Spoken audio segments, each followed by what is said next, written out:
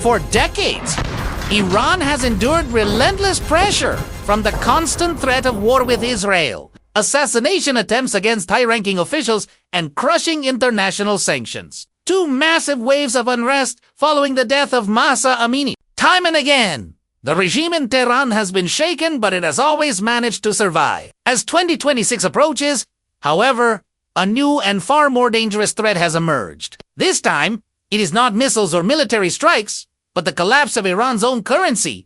The Iranian rial has plunged to its lowest level in history. $1 now equals roughly 1.42 million rials. The impact has been immediate and devastating. Merchants have lost their footing, unable to set prices with confidence as the currency's value shifts rapidly. Imported goods and raw materials have become unbearably expensive, while rent remains fixed and incomes continue to fall. This economic shock triggered widespread panic. In Tehran, days that were once filled with bustling markets turned into scenes of protest. Shops closed, business owners poured into the streets, and voices rose demanding the return of their livelihoods. Some chants went even further, openly challenging the authority of the state. The unrest quickly spread beyond the capital, reaching cities across the country. At its core, this uprising is about survival. The currency collapse was only the spark. Beneath it lies a series of overlapping crises. Energy shortages causing power outages, a worsening water crisis driven by historic droughts, soaring inflation paired with stagnant wages, and strict internet restrictions that further strain daily life. External pressure only deepens the crises. Nuclear tensions remain unresolved, Western sanctions continue, the United States signals military force, and Israel's threats never fully disappear.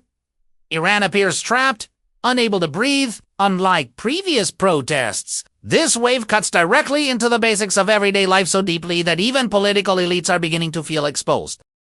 The government's response reveals growing anxiety. President Massoud has called for dialogue, claiming he wants to listen to the people. Yet these promises were quickly overshadowed by the resignation of the central bank governor, reinforcing the image of a system losing control. For a population crushed by economic hardship, dialogue alone is no longer enough.